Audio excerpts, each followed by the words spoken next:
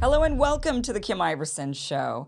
Well, we all know about big tech censorship and how these liberal biased companies deplatform and demote content they don't like. And we all know they're trying to manipulate us into not seeing certain people or ideas because they want us to behave or vote a certain way.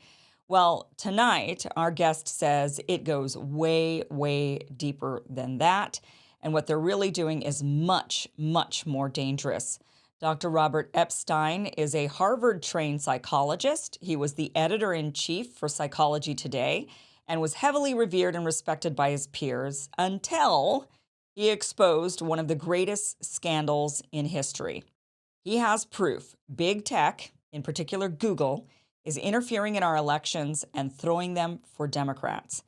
He himself has always been a left-leaning person who supported Hillary Clinton, but he couldn't ignore the proof in front of his eyes.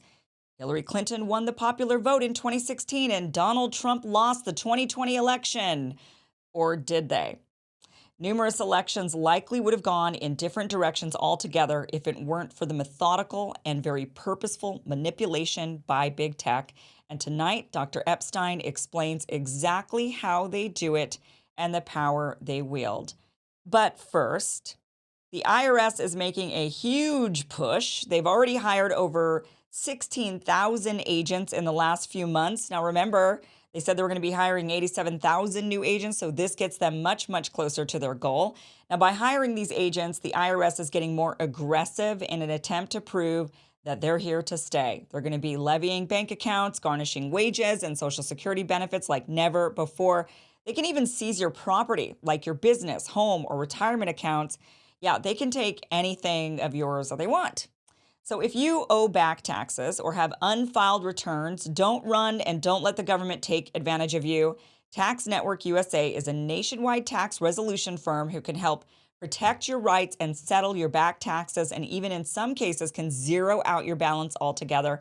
They're experts in all IRS programs and they understand tax law, so you don't have to. Now, over the last 14 years, Tax Network USA has saved over $1 billion in back taxes for their clients. So regardless if you have a payment arrangement already, they can help you. Whether you owe a few $1,000s or you owe a few $100,000, they can help you. Even if you haven't filed in over 5 to 10 years, they can help you. So go to taxnetworkusa.com/Kim to get yourself started. All right, Dr. Robert Epstein, thank you so much for joining us. Welcome to the show. It's my pleasure. So let's start off with how did you get into this research to begin with?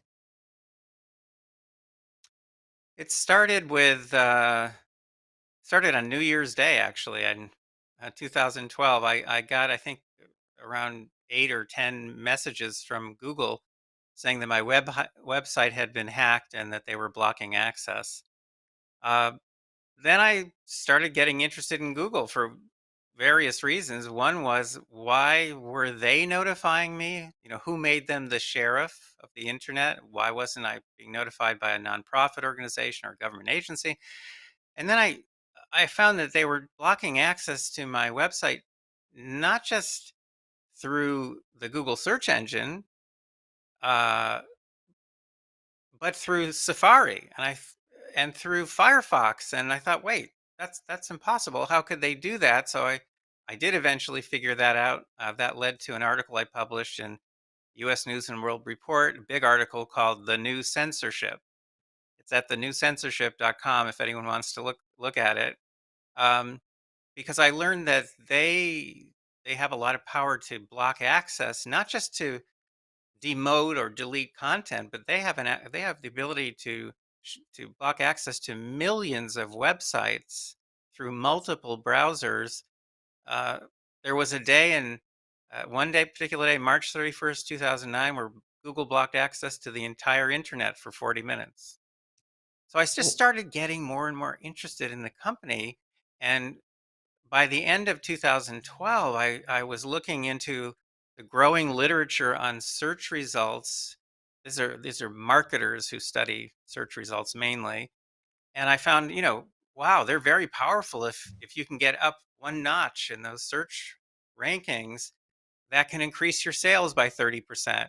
I also found out that 50% of all clicks go to the top two search results, 95% to the first page of search results. I started to get curious as a scientist, which I've been for 40 years, and I began to wonder, well, if people trust these high ranking search results, could we use them, or could someone use them, or might Google use them to shift people's opinions or beliefs or attitudes or purchases or votes? And I started to conduct controlled experiments. That's what I do. I predicted we could show people biased search results favoring one candidate or another with random assignment to the two groups. And I predicted we could shift voting preferences by 2 or 3% just with bias in search results.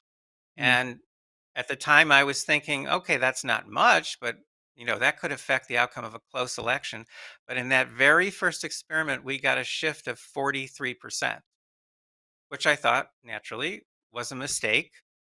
So we repeated the experiment with another group of people. And by the way, these are not college sophomores.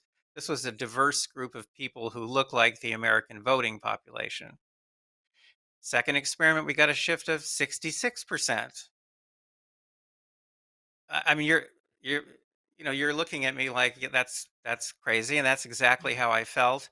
But that led to more and more and more research, more and more replications.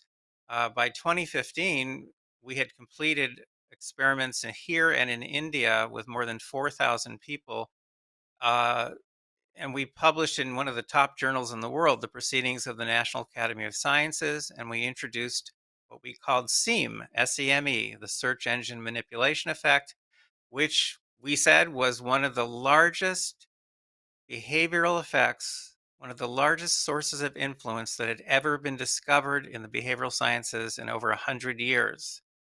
And that the search engine seems to be the most powerful mind control machine ever created. Wow. And we began to realize just how dangerous this was because you, for example, lean right. I lean I no, left. I'm on the left. I lean Oh, left. okay. I've always We been a both lean left. yes, yeah. We'll pretend that you lean right. And so Okay. you put up a billboard for your candidate. I put up one for mine. You buy a TV commercial. I buy two TV commercials. The normal kinds of influence that people are subjected to are competitive, which is healthy. Even the Mhm. dirty tricks are competitive. But if Google, which now controls 93% of search worldwide, if Google wants to support a particular candidate or party, there's no way to counteract what they're doing. In fact, generally, you can't even see what they're doing. So we have learned over a period of more than 11 years about a dozen different techniques like this, manipulation techniques that the internet has made possible. A Mhm. lot of them are controlled exclusively by Google, and if Google wants to use them, there's nothing you can do to counteract, and it costs them nothing. If they want to shift votes in an election, for example, in 2020, they shifted more than 6 million votes to Joe Biden. We have incontrovertible data proving this. If they want to shift a lot of votes in an election, there's nothing you can do to stop them. Well, of course, since then we've figured out how we can stop them. But uh, the point is that they have power, the likes of which no government, no dictator, no company has ever had. Okay, so let's get into the psychology of this, you being a psychologist and all. What because this isn't forcing people to believe they support a certain candidate or forcing them to vote a certain way. This is just the information they're given.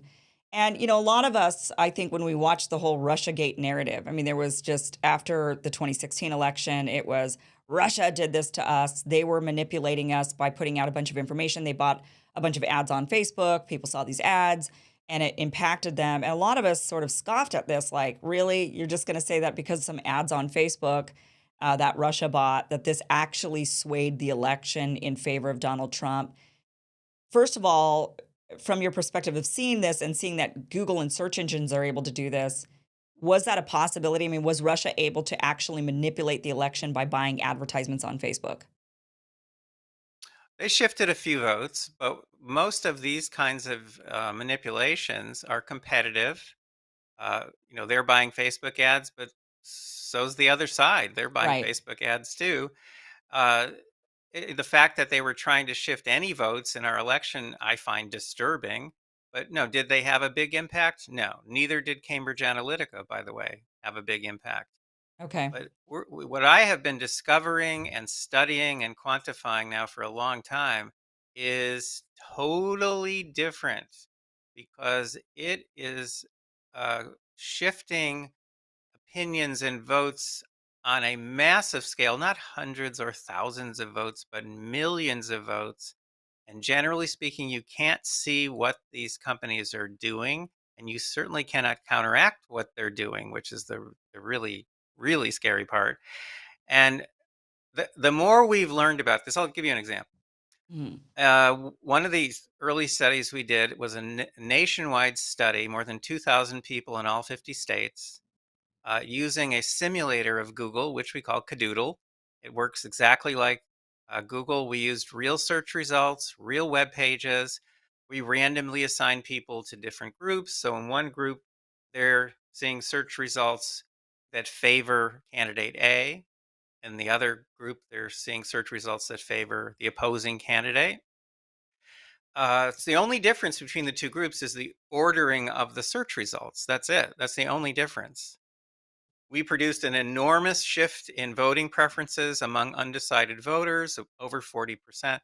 But that study was large enough so that we actually had a few people in there, a couple of hundred people, who could spot the bias. See, normally you can't see the bias. So that makes this incredibly dangerous.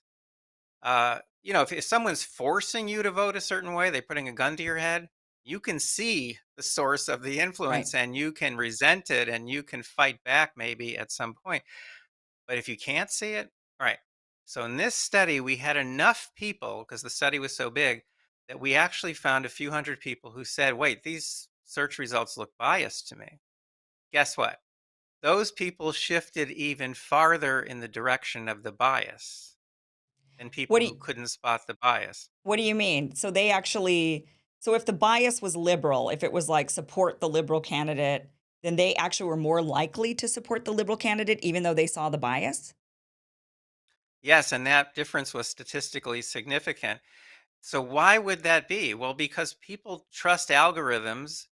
They think algorithms give you know, unbiased and impartial results because they don't know what algorithms are. They don't understand the role that humans are playing in the background. They don't understand about blacklists and you know, there's a trust. Now, people also trust Google. Obviously, you and your colleagues trust Google because I happen to know you use a lot of Google We platforms do. for your Yeah. show. And so We there's have a no trust choice. there. I mean, it's not that we trust them. We Oh, don't yes. I don't well, I Oh, don't trust them in a lot of ways because they're, they own YouTube and they screw us over all the time. I also don't trust the search results, but the problem is, and this is maybe one of the problems that you're kind of up against, is that Google owns the world at this point. I don't know how we avoid them. I mean, they own right. the map system that we use, and it's a better map system than other maps on the phone. They've got the Sure. web browsers, they have the applications, they've got they've got so much stuff that and they own so many more things that people don't even realize that they own, that it's hard to even eliminate. I mean, I can't eliminate them. There's no way I can. I'm on YouTube, for example. I mean, I make money off of that off that platform. I rely on that. And so, what do we do? Well, you can avoid them. It just takes a little bit of effort, and yes, you have to sacrifice a little bit of money. That's true, but you can avoid them. So, for example, if your viewers go to myprivacytips.com, so there's a good link, Okay. myprivacytips.com, you'll see an article which begins more or less. I have not received a targeted ad on my computer or mobile phone since 2014. Wow, really? So, yeah, so my phone, quick flash, is a secure phone, and my staff, key staff members, have secure phones. They don't have navigators in them. They don't track your location. They don't listen in on all your conversations and record them and transmit them. They don't spy. Period. Yeah. We use Signal for uh, texting and sometimes for calls and even video calls. Signal uses encryption, end-to-end encryption. We use Proton for email. So even the emails of our organization, uh, which is AIBRT, those are the initials. All of those emails are processed by Proton Mail, which is based in Switzerland. Again, it protects people's privacy. I urge people immediately right now, get yourself a Proton email. You can get a free email. It's all you'll need. For most people will just need a free one. Even if you need a paid one at some point, we're talking 6, 7 bucks a month. I mean, that's the value. Think about that. That's actually the value of these so-called free services that Google offers us, which we pay for with our freedom. Yeah. Okay. There's Brave. So instead of using Chrome, you can use Brave. You and I right now are communicating through, at least at my end, the Brave browser. Right. Brave browser is built on Chromium, just like Google Chrome is. And so, but it's even faster. It turns out it's even faster than Google Chrome because it suppresses all advertisements. Mm. So it's a much, much better browser. And then, of course, the search engine. We don't use google.com. You have to be insane to Right. use google.com. Well, I've been We, using DuckDuckGo for a long time, but I don't know if they're any better. I mean, I started noticing that no, they're they also censor content. well, DuckDuckGo you should not be using either because first of all, it's not even a real search engine. They should be sued for false advertising. Hmm. Long story, I don't want to go into all that, but they're mainly an aggregator of database information. So they don't really give very good information, but Brave now has its own search engine. So if you use Brave, you can use their built-in search engine, which or you can just go to search.brave.com. Anyway, go to my article, Yeah. myprivacytips.com. That will help you get started in protecting your privacy or the privacy of your family. Now, that brings me to the three big problems. The first Okay. one is surveillance. So Okay. Google is surveilling you not just in the 6 or 7 ways that you mentioned earlier, they're surveilling you across more than 200 different platforms, most of which you've never even heard of. So a few years ago, Google bought the Nest Smart Thermostat company. And then one of the first things they did was start installing microphones into some Nest products. Someone figured this out after a couple of years, and Google said, "Oh, yes, yes, we have put microphones in there, but don't worry, we've never used them." Yeah. Why are they there then? Why are they there? And Yeah. why also during those years was Google getting patents on it on methods for analyzing sounds inside the home to determine whether the kids are okay, whether they're brushing their teeth enough, whether the sex life is okay. Why was Google and they're still getting patents like this. Why were they getting patents at the same time that they were installing microphones in people's home without their knowledge? Fitbit. Google bought the Fitbit company. Why? Yeah. Because it gives them a massive amount of physiological data. Google has been investing in DNA repositories for a long time. Google is behind 23andMe, which I made my son throw into the garbage can.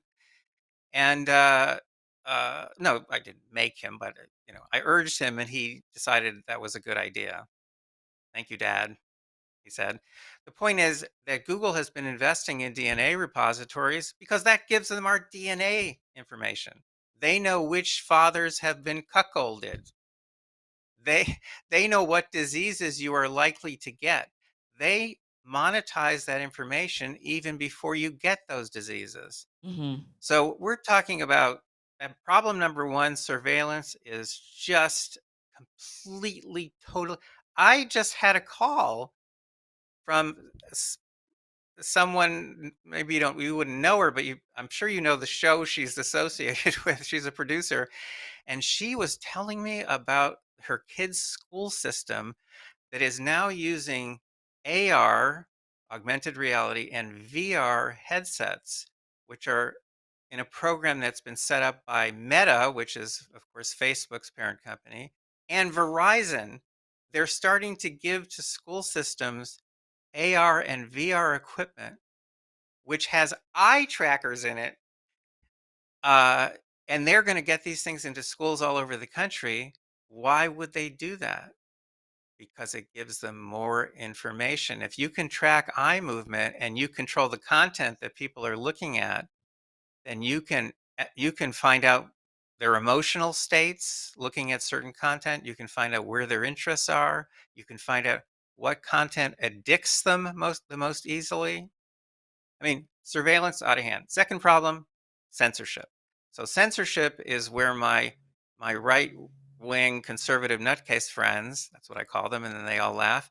But that censorship is the issue they're most concerned about because, their platform got, well, like with their platform got suppressed, censored, demoted, deleted, whatever. That's what they're most concerned about, and it is a problem. But the third category is the most dangerous. The third category is manipulation. And that's what I have been studying now for more than 11 years. And that's where things really get scary because the internet has made possible new forms of manipulating people, new ways of indoctrinating children, new ways of determining the outcomes of elections that have never existed before in human history. And these techniques are controlled by a handful of big tech companies. And believe me, none of them ever comes forward and explains what they're doing. What they do in secrecy. So of this, what the manipulation. So this is what essentially, like I just mentioned, in 2016, they were accusing Russia of doing to us. That Russia manipulated our elections by manipulating the people. And you're saying, well, yeah, okay, they bought ads, but anyone could buy ads, and we're used to that in election season. Fair enough. Maybe we don't like certain groups buying advertisements, whether it be like big pharma trying to buy advertisements for one particular candidate that they like, or super PACs doing it, or foreign governments doing it. But the ad, that's competitive. It's happening on both sides. We're used to it. We see the smear campaigns, we see the advertisements. Like that's pretty typical, no matter who bought them. But you're saying there's something Correct. else. There's like a different. There's this the search engine manipulation. Is it search engine specifically? Is it that? Is that's the where the manipulation lies? Is very specifically in the search engine when you do a Google for That's the most dangerous tool, and of course, it's controlled worldwide by one company. That makes it except especially China, dangerous right? because I mean, I don't think Google's in China, except are they? Yeah. Google off and on has been working with the Chinese government to help the Chinese government control their own people. But you're right. Mainland China generally they have their own techniques of control that are very, very aggressive. But outside of mainland China, every other country in the world, even the Fiji Islands, where I lived with my wife for a year, even the Fiji Islands, more than 90% of search is done on Google. So, On Google, right? search Most of it's engine is Google. certainly Yeah, and we even uh, call it Google, like Google it, Googling. Even if you're using a different search sure. engine, it's like Kleenex now. Give me a Kleenex. It's the brand name for it's now become the verb. So the search engine is the manipulation tactic. And even the people, I mean, this is what's really alarming to me is that even people who recognize, oh, I'm being manipulated, these search engine results are biased and they still go with the bias. And you're saying it's because they fundamentally trust the algorithm and they trust the company. So they're thinking, well, then if that's what they're telling me to see, then it's probably for a good reason. Is that what they're thinking in their head? Yes, and there's another factor as well. So, in fact, if people want to look at the details, we just posted a new manuscript describing a new body of research, and that's at SEME, SEME, and operantconditioning.com. So, you may have heard of operant conditioning. That's, rat in a Skinner box, pressing a lever and getting some food. I was actually B.F. Skinner's last doctoral student at Harvard, so I know a lot about operant conditioning. And it turns out that that's playing a role too in the trust we have in search engine results because about 86% of the searches that we conduct are for simple facts. Hmm. What is Donald Trump's middle name. So it Right. always turns up in the first search position. And so 86% of the time, we're, again, like rats in a Skinner box. We're learning over and over what's at the top is best, what's at the top is truest. And now think about that. Then the day comes when you type in something like, well, what's the best restaurant in Cincinnati? Well, that's Mhm. different. That's an open ended question. And the fact is, you're still going to trust what's at the top because you've been conditioned to trust what's at the top. And so you click what's at the top, that takes you to a web page. And you know what? That web page, that might be very, very biased in favor of one candidate or one Mhm. kind of food or one brand of guitar. You don't know what deals Google has made with what companies. So they tell you that a lot of the results you're seeing are kind of organic, which is a good thing. It's natural. And, Right. the fact is they have complete and total control over the filtering and the ordering. The filtering means the websites that they're going to show you, and then the order in which they're going to show them to you. They have total control over these two things. And what they're showing you is always biased. Think about it. It has to be always biased because you don't want it to equalize everything. You want it to show you what's best at the top. It's built that way. Even if they don't show an interest in a particular election, their algorithm is going to very rapidly, it's going to start to favor one candidate over another. So that's where they're just negligent and they don't care. It's still going to favor one candidate over another.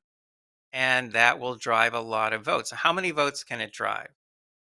Well, rule of thumb, easily it can drive between 20 and 80% of undecided voters toward one candidate, generally speaking, without anyone having any idea that this has occurred. And except for the monitoring systems that my team has built, without leaving a paper trail for authorities to trace. So 2018, now at this point, I had been studying this for more than 5 years, but 2018, there was a leak of emails from Google to the Wall Street Journal. And in this conversation, one Googler is saying to others, how can we use ephemeral experiences, remember that phrase, uh, to shift people's views about Trump's travel ban? Now, that just blew my head off because that's what we had been studying, the power of ephemeral experiences to influence people since 2013. And here, Googlers were actually saying, how can we use ephemeral experiences that way to influence people? In other words, they know this. They know that these fleeting experiences, which could actually are most of the experiences we have online, we type in a search term while we're typing, they're flashing search suggestions at us, right? That's ephemeral. It disappears, it's gone. They show you search results, you click on something, they disappear, they're gone, they're not stored anywhere, they're ephemeral. News feeds are ephemeral. On YouTube, that sequence of videos, that's ephemeral. That one at the top that they play automatically, the up next video, ephemeral, not stored anywhere. You can't go back in time and see what YouTube sequences were being suggested to people. And they use that ephemeral content to influence, to manipulate, to indoctrinate. Now, how do we know for sure that they're doing this deliberately? Well, in the beginning, I certainly didn't know. I was just speculating. But in recent years, we've had a lot of whistleblowers turn up, people who've either been fired by Google or who've quit. Some people have walked out with documents. Zach Voorhees walked out of Google with 950 pages of documents and a video, all very incriminating. So much content, so much information has leaked from Google that it's not speculation anymore. 96% of donations from Google go to Democrats, which is fine. I like Democrats. But I don't like the fact that a private company that is not in any way accountable to the public has that much power to determine the outcome of elections, to determine how people think and what they believe. I don't think we want that. That it undermines democracy, it undermines human autonomy. So, between 20 and 80% of undecided voters easily shiftable by Google. And so what that means, again, rule of thumb, any election in which the projected win margin is under 4%, Google decides the outcome. That's a lot of elections. We've had presidential elections that are to the wire like Well, that. especially national elections around the world. As of 2015, Google was determining the outcomes of upwards of 25% of the national elections in the world. Now, that's quite a few years ago. Their power has increased because internet penetration has increased. More people are using the internet for everything, including getting information about candidates and issues. So we're talking about power that was obscene to begin with, that is not constrained by any laws or regulations. I mean, the fact is, if I were running Google, I would do the same things that they're doing. Absolutely. Generally speaking, no one can see it, and there are no laws or regulations restricting it. Well, especially if you believe you're in the right in doing it. You think that you're actually protecting humanity, protecting democracy, you're protecting, that's when evil things are often done in under the guise of, but this is do-gooder, we can't have Donald Trump. And so we must stop him at all costs. And so that means we need to suppress any sort of search engine that any sort of search results that give any positive information about him. And if you Google him, you're just going to get indictment, indictment, indictment, indictment, bad guy, bad guy, bad guy. Is that what you're saying? And then if you Google Joe Biden, you're not going to get the Hunter Biden stuff or the potential corruption with Burisma or any of that. You're going to get instead, good old Joe loves vanilla ice, chocolate chip ice cream. I mean, the fact Which I even brings know me to that. search sure, which brings me to search suggestions. Our research shows that just by manipulating those search suggestions, you can shift a 50-50 split among undecided voters into more than a 90-10 split with no one aware that they have been manipulated. Wow. 2016, in the summer of 2016, before the presidential election, if you typed in Hillary Clinton is on Bing or Yahoo, you would get all the things people were actually searching for. Hillary Clinton is the devil. Hillary Clinton is evil. Hillary Clinton eats babies, et cetera, et cetera.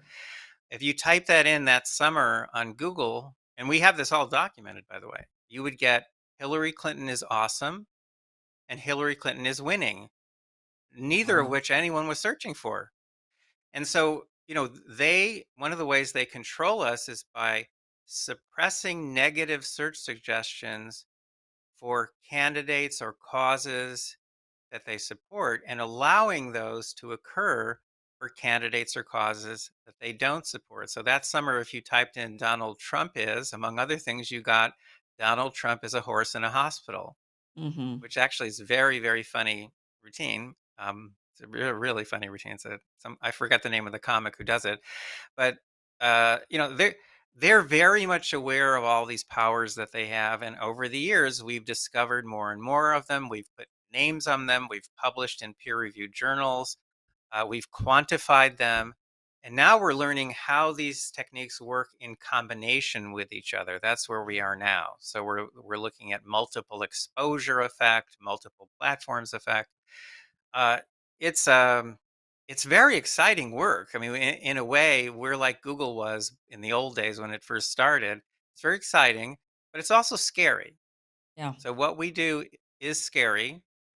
Uh, Summer of 2019, I testified before a Senate committee about my work on Google, and I also, and then Trump tweeted about my testimony. He got all the facts wrong, but still, he tweeted, and Hillary Clinton, whom I had supported always, tweeted back at him that my work had been completely debunked and was based on data from 21 undecided voters. Now, where did that come from?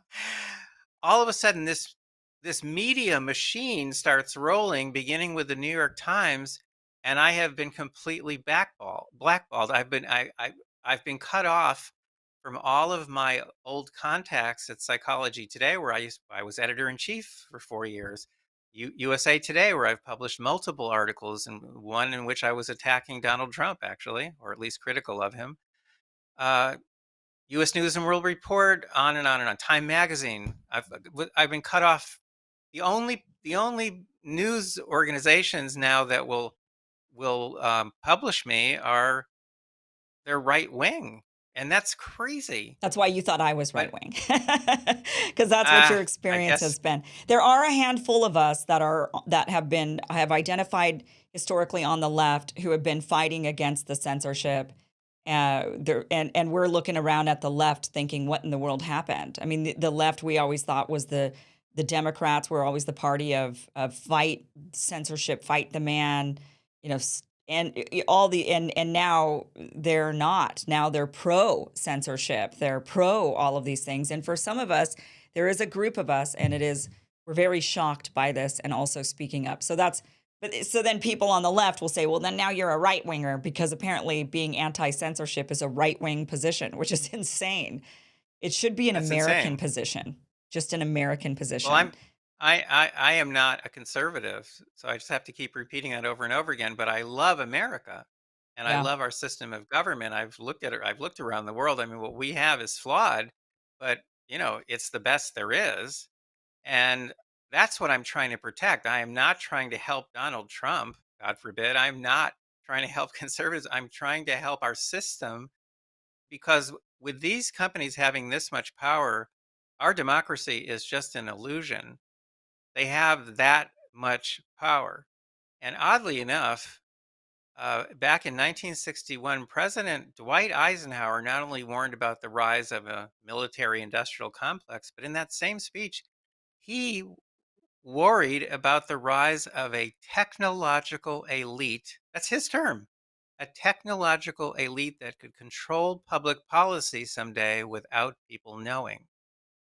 That is where we are now. We were not alert. We have allowed this to occur. We have no laws or regulations in place that put any constraints on Google and similar companies, but I have come up with a way to stop them. Okay. So maybe that's what we should focus on in our remaining time because I have stopped them. I have made them stop, at least at times, and the system we're building now will stop them permanently from interfering in our elections and messing with our kids. And is this All just right. So with and when obviously we want them to stop messing with our elections and children, but would this also stop them from just manipulating us in every way for anything, like the food in this system, Cincinnati? exactly, this system can be used to stop them from any kind of interference with human decision making. Okay. So in 2015, I was contacted by one of the state's attorneys general. He was worried about Google manipulating his reelection in his state. And then I explained how they could do it. Yes, they can do that, and so on. And then he said, but how would you know? And I had no answer for him. Early 2016, I had some ideas about how to find out what they're actually doing. I was able to raise some money and we set up the first Nielsen type monitoring system that looks at the content that big tech companies are sending to real users. In this case, registered voters. So, you know what Nielsen does? Nielsen, secretly recruits tens of thousands of families. They put special little pieces of equipment in their homes, which allows the company to look over people's shoulders as they're watching TV and to record what they're watching. That's where the Nielsen ratings come from. So 2016, we recruited 95, we called them field agents in 24 states. We developed special software that we installed on their computers. That allowed us to look over their shoulders as they were doing politically related searches on Google, Bing, and Yahoo. We preserved 13,000 searches and 100,000 web pages to which the search results linked. We were then able to compute the bias, whether there was any political bias. We found pro Hillary Clinton bias in all 10 search positions on the first page of Google search results, no such bias on Bing or Yahoo. Of course, they don't count anyway because hardly anyone uses them. But the point is, we calculated from based on our experiments that that level of bias, if it had been seen nationwide, could have shifted between 2.6 and 10.4 million votes to Hillary Clinton without anyone knowing that that had occurred. Well, as it happened, she won the popular vote by 2.8 million votes. So most of that came from Google. Now, is that real? Is this just me being paranoid? Am I a conspiracy theorist? No, because in 2012, where Obama won his election by about 4 percentage points, one of the members of his tech team, which was supervised by Eric Schmidt, the head of Google. So, in other words, Obama's tech team had access to all of Google's tricks. And one of the members of his tech team rather foolishly and carelessly answered a question from a reporter saying, "How many of those points did he get from your tech team? Did Obama get from your tech team?" And he goes, "Oh, half of those points came directly from our team. That's 2.5 million votes. 2.5 million votes came from these tech manipulations." The guy's name is real guy, Ilan Kriegel. You can look him up. It's a real thing. So, what we're saying about what happened in 2016 is also real. And since then, we have built bigger and bigger and more capable monitoring systems. So by 2022, we didn't have 95 field agents. We had in 2022, 2,742 field agents, all registered voters in 10 swing states. And we didn't preserve 13,000 ephemeral experiences. We preserved more than 2.5 million ephemeral experiences on multiple platforms. And did we find any dirt? Did we find any bias? Did we find any manipulations? Oh, yeah. Sufficient to have shifted tens of millions of votes. We've also learned now how to calculate what not just happened, what happened in the election with Google's interference, but now we know how to calculate what happens if you take Google out of the picture. So in 2022, if you take Google out of the picture, the GOP wouldn't have ended up with a two-seat minority in the Senate. They would have ended up with a majority of between 2 and 8 seats. Wow. So we can do very precise calculations now, election by election, race by race. And I decided at the end of 2022, the time has come to set up a permanent large scale system like this, which we call it our digital shield in all 50 states. And I was able to raise about $3 million to get it started. We now have 11,113 field agents, all registered voters in all 50 states, plus 2,275 children and teens. These are children of some of our registered voters. We have preserved not a million, not 2 million, but 38 million ephemeral experiences on multiple platforms. Our system is collecting data 24 hours a day. Every day we add another 30 to 60 field agents. And every single day, the rate at which our data is coming in is increasing. And every single day, the more of this ephemeral data that we preserve, the bigger the threat we are to these companies. And the more worried we get about our physical safety and the safety of our data. Which brings me to the bad news. So, first of all, are we finding evidence of manipulation? Absolutely. I mean, it's the same old thing. But I have some good news and bad news. So here we go. Good news is we learned in 2020 that we can use monitoring, like sunlight is the best disinfectant, that we can use monitoring to stop these companies, to make them for the first time accountable to the public. So when we were right near the election in 2020, I sent our preliminary data to Senator Ted Cruz's office. He then, 2 days after the election, November 5th, and two other senators sent a very, very strong letter to the CEO of Google. 2 pages long, summarizing Epstein's data. And that very day, Google shut off all of its manipulations in Georgia, where there were two Senate runoff elections scheduled to take place in January. How do we know they shut off all their manipulations? Because we had more than 1,000 field agents in Georgia. We preserved more than 1 million ephemeral experiences in Georgia. We saw them literally stop. So their partisan go vote reminders stopped. There were no more go vote reminders to anyone in What are Georgia. those? What are those partisan go Uh, vote reminders? well, that's one of the most blatant things that they do.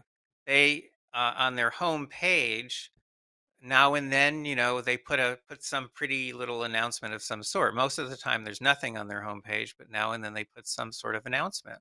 Mhm. So before elections, now and then they say, register to vote. Yeah, Here's a link. right. They say, mail in your ballot. Here's a link. Uh, and on election day, they say, go vote over and over again. And that homepage, Google's homepage, is seen 500 million times a day in the US. We were monitoring those go vote reminders. Were they sent to everybody? No. In Florida, for example, 100% of liberals got those go vote reminders over and over again during the day from Google. 59% of conservatives did. Now, that is an Wow. incredibly blatant and powerful manipulation because we know, literally, from a study conducted by Facebook, that when Facebook sent go vote reminders to 60 million of its users on election day, that caused 340,000 people to go vote who otherwise would not have voted. Hmm. So the partisan go vote reminder is about as blatant a Yeah. manipulation as there can be. The point is, in 2020, Google shut off all of its manipulations in Georgia. That's why we have to have a permanent large scale monitoring system in place because it will make these companies accountable. They've never been accountable and they do all of this manipulating using ephemeral content.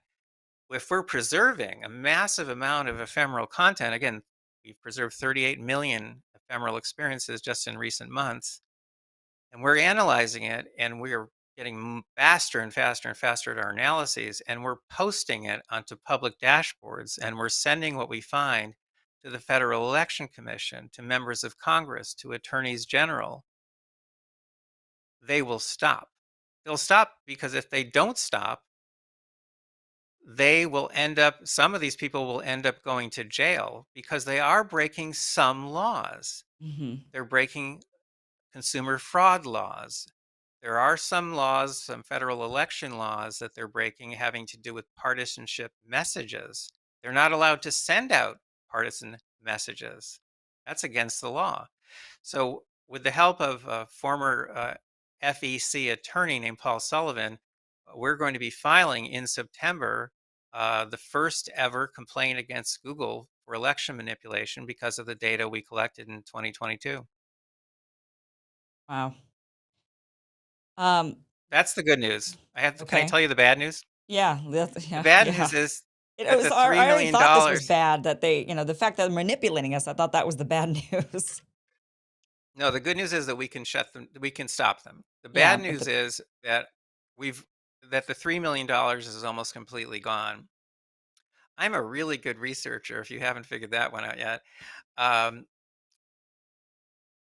but I'm not a good fundraiser, and you know, we we're almost out of that money. So if we don't come up with major funding very soon to finish off this system, make it permanent, put in all the right security that it needs, we're going to have to scale it back or shut it down completely, which I think would be nuts. Because if yeah. you don't have a monitoring system in place, you don't know what they're doing. How much do you need? This is a $50 million project, unfortunately, because it has tremendous security needs. And in the first year, just like with Nielsen, in the first year, it's very, very expensive to get that panel in place because Yeah. you need a lot of people. and it's very expensive to recruit them, to vet them, get them to sign an NDA, equip them, train them. It's very expensive. It's $300 to $500 per person. So in that first year, you have to spend a lot of money. After that, the costs drop considerably. But we're at this point now where we're still on track right now to have a full system in place by the end of 2023, so we can protect the primaries. But we have a money problem. Right. But you need a lot of money. I mean, you're talking about $47 million is what you need additionally Well, not all at once, but yes, to get us, over time. from hurdle to hurdle to hurdle. Yeah. Yes, we're talking about a lot of money. Who would be Now, able to fund that, do you think? That project? Who'd want well, to? there are foundations that give a lot of money to support election. They call it election integrity. Yeah. Uh, there are some individual donors, some big donors who've given a lot of money to support certain candidates. So there are places. I mean, there are individuals, there are people, and there are foundations out there. There is money out there, and now, Mhm. of course, there's the super PACs. So the Yeah. super PACs will spend $50 million in a day, sometimes on television commercials. Talk about a waste of money. That's ludicrous. Yeah. That's a purely competitive process.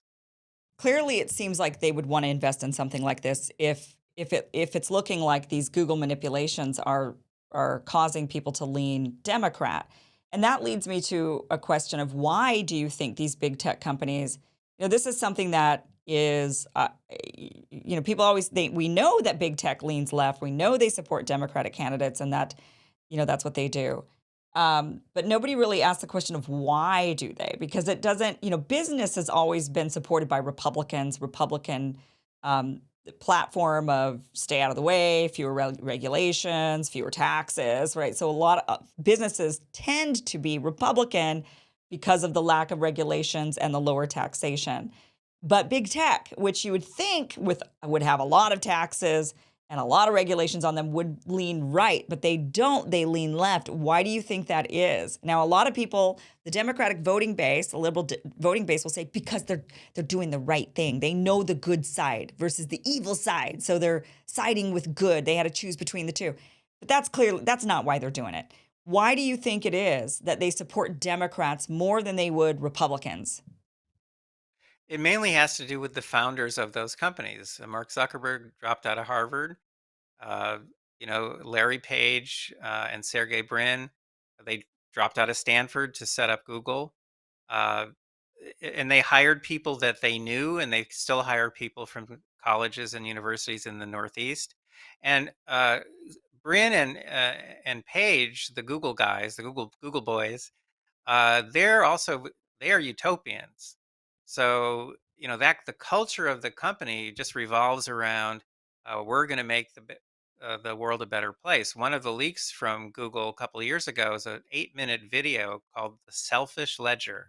If you look up "Selfish Ledger" and then Dr. Robert Epstein, you'll actually get to a transcript of this 8-minute film and to a link where you can watch it. But that 8-minute video was never meant to be seen outside the company. It was put together by their advanced products division, which is run by an old friend of mine now who won't talk to me. But point is that what that says is that Google has the ability to re-engineer humanity. In the film, they call it resequencing human behavior. And it says in the film, according to company values. That's in the film. Sounds like I'm making it up, but it's actually in the film. So that's the culture of Google, and that's been confirmed over and over again by whistleblowers and all kinds of leaked documents.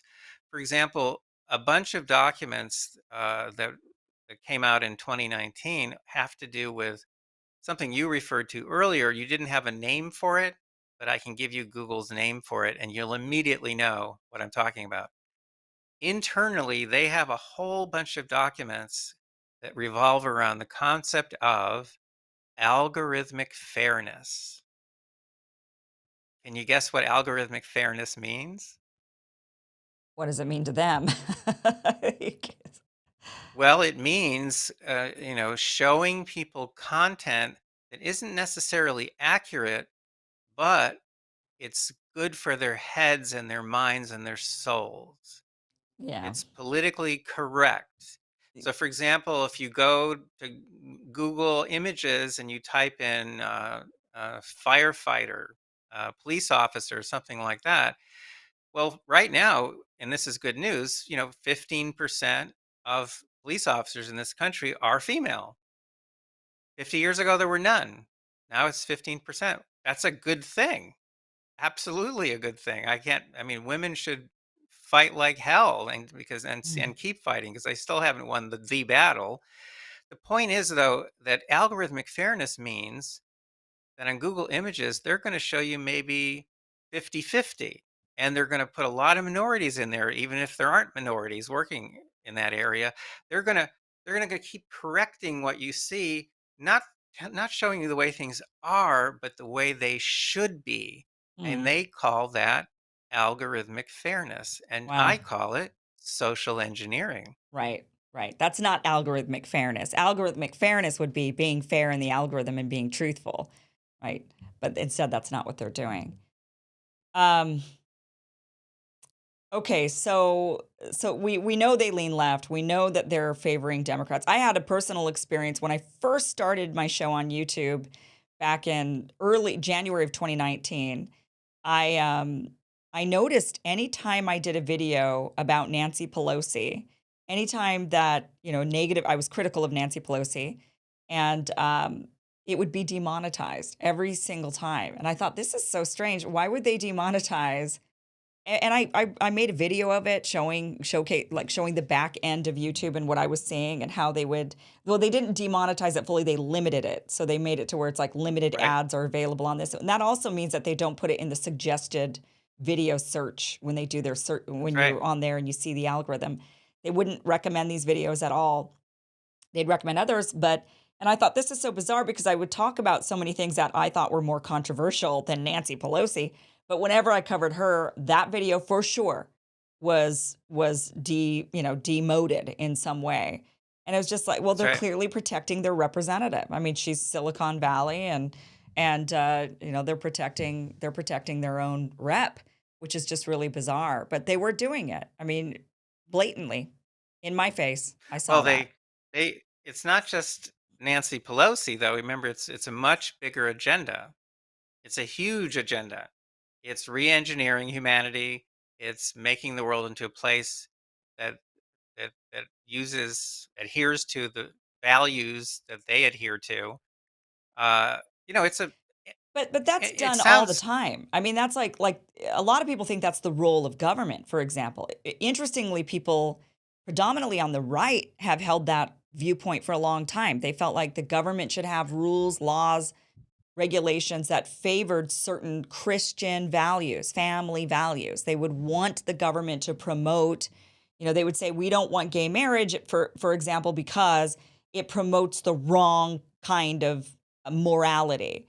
So that the and a lot of government goes along with that. The politicians run on that. There's a lot of people who are okay with this social engineering where we're trying to make a better society. We're trying to keep families intact. We're trying to keep people wholesome and society good and on the good. So now Google says, well, okay, we're doing the same thing, but according to what we think is the moral rightness. That's why I'm against all of it. I don't think it should be done on the right or the left. I think people should be left to make up their own decisions on what they believe is their moral right way to live their lives. I don't like any manipulation whatsoever on that. But at the same time, maybe it's good. I don't know. I mean, maybe it's good to discourage people from smoking. Maybe it's good to but discourage people, fathers from leaving the home and abandoning their children. Maybe those are good things. hold on, let me interrupt because there is a night and day difference between the kinds of influence you're discussing. On the one hand, you're talking about the kinds of influence which are traditional, the government, uh, church groups, and you name it. NGOs of all sorts, pumping out their messages, and then the American Cancer Society, and Right, okay, so but that's competitive. All of that is competitive, and the government, believe it or not, is actually accountable to the public. And now and then we change their government. The right. people now and then change the government. We actually have a government of the people, by the people, for the people, at least more than any other country does. So, that's what democracy is. It was an experiment in government by the people.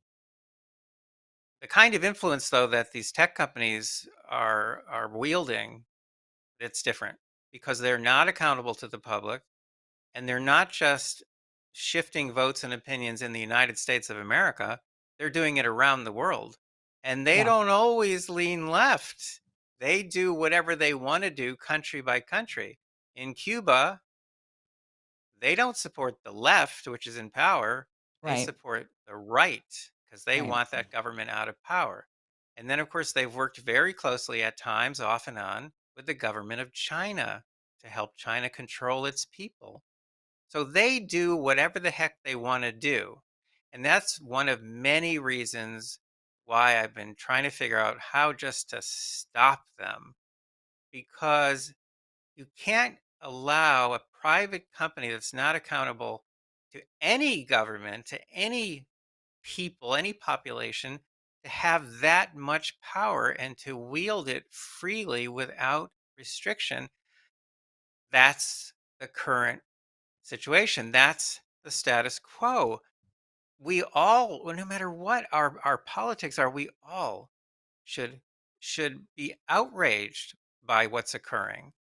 Now, I know people who, at first glance anyway, they don't believe me, but if you dig into my work and you see the work that the superb scientific work that my team has done over the past 11 years, you will be convinced, because I was skeptical of my own work and my own findings in the beginning.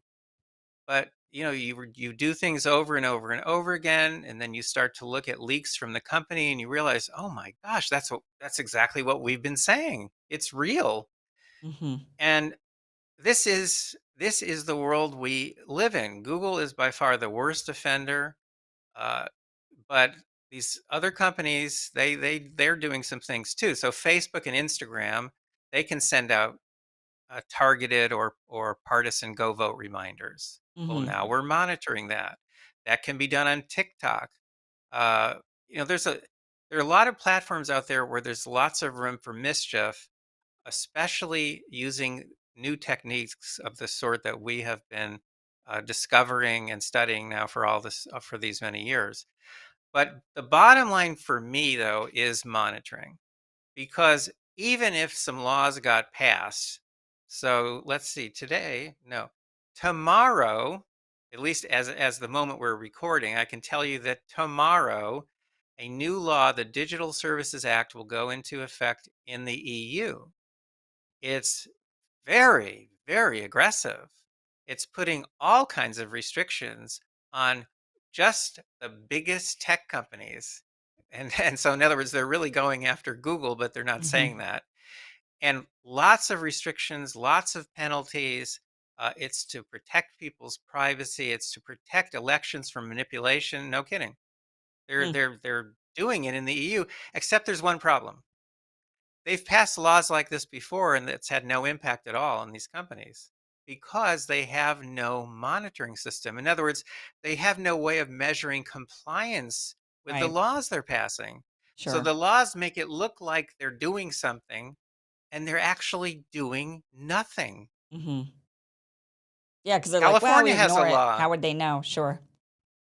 California has a data protection law. There's only, I think, two states in this whole country that have such a law. So we have a law like that in California. What does it do? Nothing, Yeah. because there's no one's measuring compliance with the law. So you are Monitoring, advocating, but critical. you are advocating, you believe that the solution to this is a law, so some laws that can be put into place plus monitoring of those laws. Is that what you think the solution Well, is? laws and regulations plus monitoring, I think, would be effective. But the fact is, in the United States, because of who we are as people, we're not going to get those laws and regulations because, as Ted Cruz told me, at a private dinner he invited me to, and we talked tech for 4 hours. The guy is very smart and he understands these issues, but he explained that the Democrats will never allow such laws or regulations to be passed because they're benefiting Right. from the Yeah, so they're not gonna biases do it. And of. then on They're top not of going to do that, it. a lot of libertarians will never go for it either. I mean, you could have Rand Paul, who all day long talks about big tech being a problem, but then when it comes to making a law, he's like, no, no. Libertarians say consumer choice. You just give people the information And and then tell people to go and use a different search engine.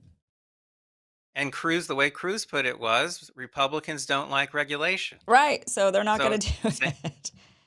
so in this country, there's only one thing we can do for sure, and that is set up a digital shield, a large scale monitoring system. Now, if your audience wants a little peek, an advanced peek at what's coming, they can go to America's, that's with an S, America's Digital Shield.com, and you'll get a little peek at what's coming. What's really coming is going to be much better, but you'll see a mock up of one of the dashboards that we are going to make available because we are receiving and analyzing a massive amount of data. We're looking at content that Google and other companies are sending to real registered voters throughout the United States. And we're analyzing the data, some of it in real time, and on dashboards like the one you can see at Yeah. americasdigitalshield.com, people are going to be able to see what is going on. And we're going to post specific examples as we find them. We're going to post the statistics as we find it, and we're going to share more detailed information with members of Congress, the Federal Election Commission, state AGs, the federal attorney general. So we are going to put tremendous pressure on these companies. We're also now in touch with a number of big parenting groups. They can put pressure on these companies. These companies will positively back off. We've gotten them to back off in it before, and that was with a much smaller system and much less data than we have now.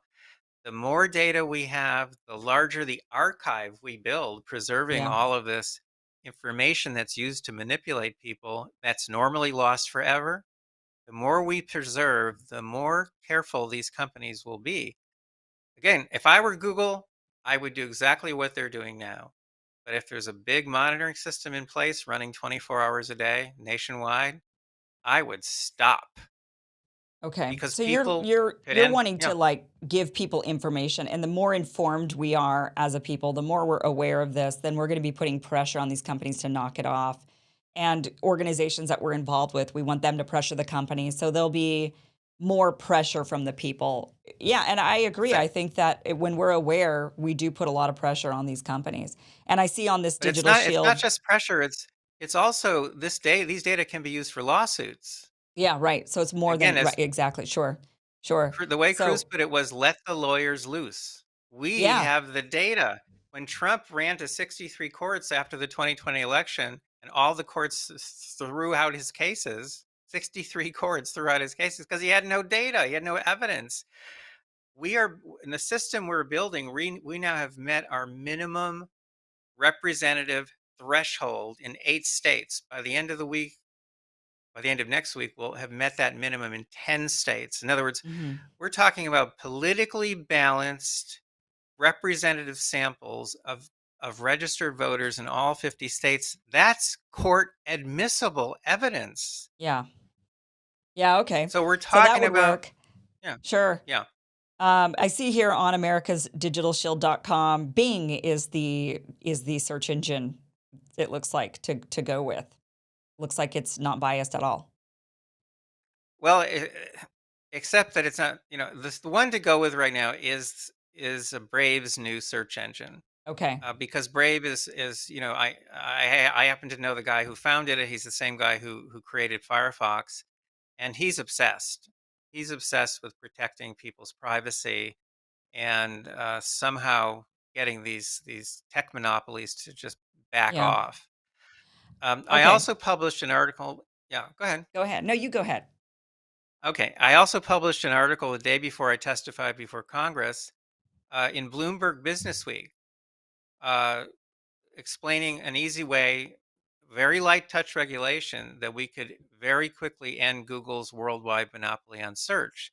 And that is to declare that the index they use, that's the database they use to generate search results, be made into a public commons. And so that everyone can build search engines using their data. We'd end up with thousands of search engines, each focused on niche audiences, just like in news media.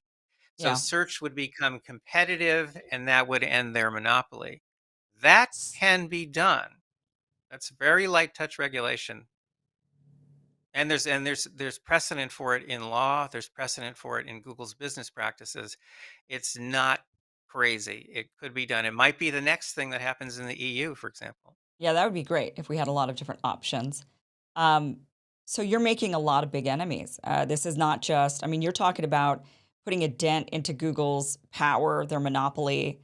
You not only have, from listening to you, an enemy with Google, but you have an enemy with Democrats. They're not going to like you. You are going to be robbing, in their mind, even though they're robbing us, it sounds like, of elections alongside Google, hand in hand, they're robbing us of certain representation. They're going to view you as robbing them of their grip on power. So how, and you mentioned that some of you are not safe. You've had threats. I mean, what are you up against with your safety when it comes to, I mean, these majorly powerful enemies? Well, we're heading into an area which kind of gets me agitated, but I will just give you a couple of examples. In 2019, that's the summer testified before Congress. I also uh, gave a private briefing to a number of state AGs who were going after Google.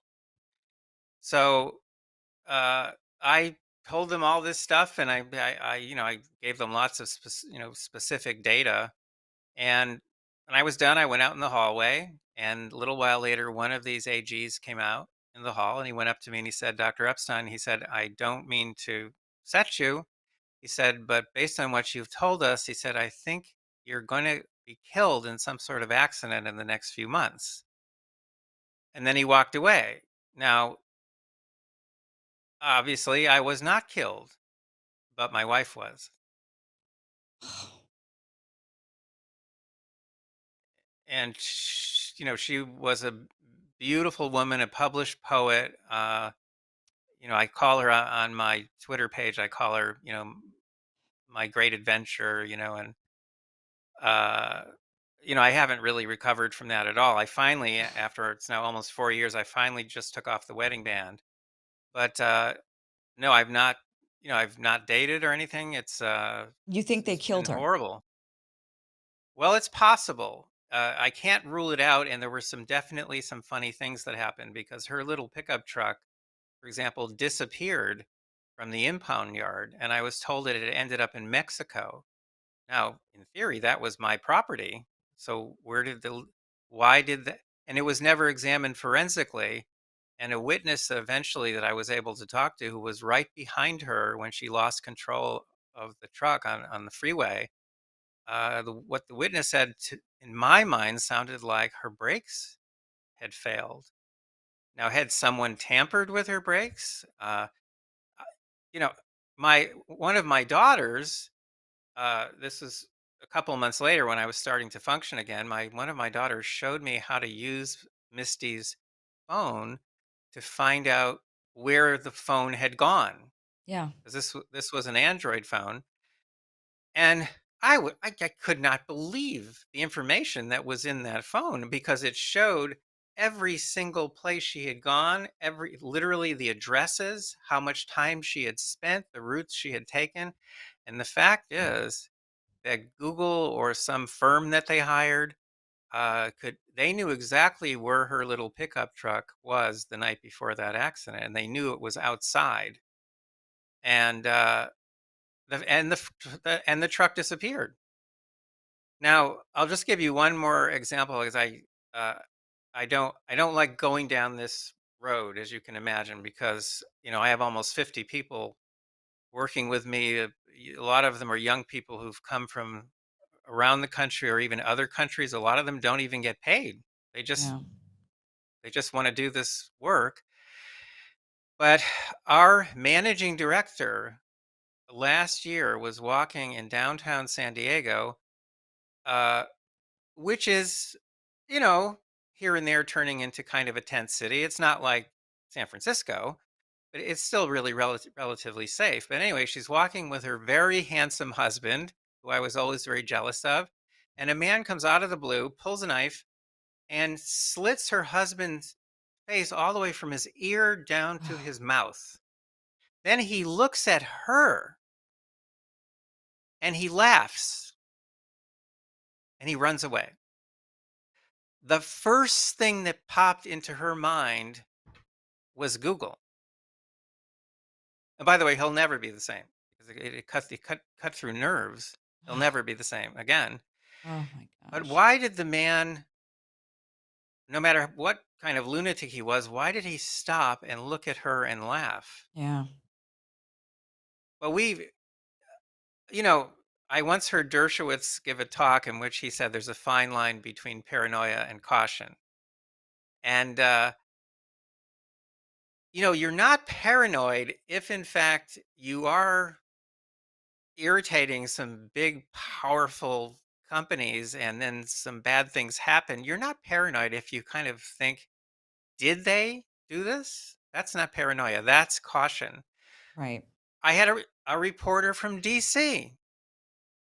He called asking about my stuff. He was writing an article. 2 days later, he called me up and he said, I just got off the phone with a woman at Google. He said, I'm not sure, but I think she was the head of their public relations. And I had called there asking questions about your work. And she screamed at me, he said. He said, I've never had that happen before. He said that that's very unprofessional. He said, I want to tell you two things. Number one, you have their attention. Number two, if I were you, I would take precautions. Yeah. Yeah, you really should. I've seen people have their lives ruined going after major companies. Stephen Dawsinger is one that comes to mind going up against Chevron, and that is not nearly as powerful. There's a big company, very powerful, a lot of money, but not nearly as powerful as Google plus Democrats. When you get politics, it's not just a company you're going against, but you're going against politics and power. And when you mix all of that together, I couldn't imagine a worse enemy to have. So, I mean, people get killed, by the mob for similar but small microcosm type similar situations than what you're doing, right? Somebody might expose them or might harm their bottom line or take some power away from maybe one of the leaders or something. I mean, that's what you're dealing with on a much larger scale. A lot of people involved, and not all of them are good people. And a lot of them will be willing to do anything in order to keep the status quo going. So, yeah, I mean, I think obviously you should be very careful. Obviously, you're taking on the biggest of the big. And I mean, look, a lot of us have tried to talk about how can we sue Google. I mean, many of us who've had our stuff demonetized or ripped off the platform, we've been censored in some way. That is a conversation we often have. And even when we talk to attorneys will sit there and say, "Good luck." I mean, you're taking on Google. They have It's endless amounts of money. They will just bleed you dry. They don't even have they'll just keep this going and going and going. They'll just paper log you. So, and that's just and trying they to sue also them. end up right. They also actually win at trial. So Yeah. I was in the background in the case of eVentures against Google. That you might want to look at that case. That's very illuminating because Google one day just shut down most of their websites. Again, that's one of the powers they have. They can just block Yeah. access to websites. And they block access actually to millions of websites. So go to thenewcensorship.com and for a piece I wrote for US News and World Report, which won't even talk to me anymore. Of course, no mainstream news source will talk to me anymore.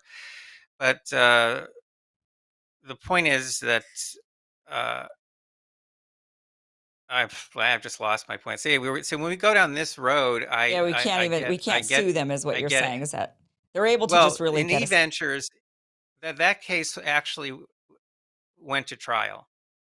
It took years, but it did go to trial, and e-ventures lost. The judgment said that's a private company. They have every right to demote content or to remove content from their search engine. They don't need anyone's permission to do so.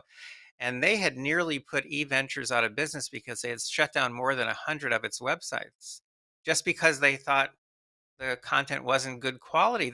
Again, they have total discretion there. I've read the manual that's used internally to make those decisions. And yeah, they list certain things like pornography and certain things are in Sure. there that are pretty clear. And then there's this catch-all category or anything else we don't like. Right, right. Yeah, yeah. Well, Dr. Epstein, be careful. Be careful.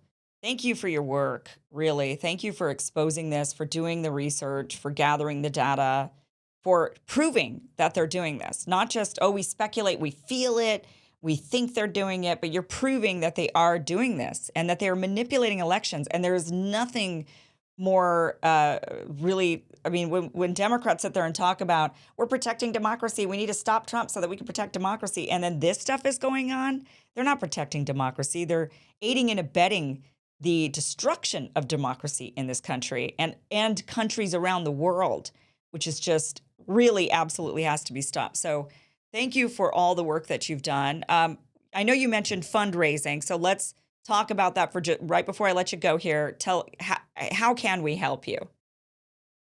Well, people can go to mygoogleresearch.com. There's lots of links there to pieces I've published and pieces written about my work. One of the best pieces written about my work and the monitoring system and our current funding dilemma was published just recently in the New York Post by Miranda Devine, a lovely, lovely person. She's the one who broke the story in the Post about Hunter Biden's laptop a few years ago. And she wrote an amazing piece about my work and again our funding needs. And so if you go to Epstein in the New York Post.com, Epstein in the New York Post.com, it'll take you right to Miranda's piece, and it ends rather prophetically. It ends with the sentence, "Only Epstein is standing in the way." So again, mygoogleresearch.com, that's a place where you can get information, but you can also donate funds. And if any of you out there have connections to major foundations, major funding sources, can help me, get a real good connection to somebody or to a foundation, please hunt me down. Just hunt me down. You can do it. Or go to Kim and hunt her down, and she'll hunt me down because I That's right. cannot do this alone. I Yeah, need help, and I need help. People who, like me, believe that this country is a very special place and that our system of government is the best in the world. And that's all I'm trying to do here. I am trying to just level the playing field to preserve our democracy, to preserve the free and fair election. And I think that's more important than any particular party or candidate. absolutely. Thank you so much for joining us and giving us your time tonight. Thank you so much for being here, Dr. Epstein. Thank you, Kim. You're amazing.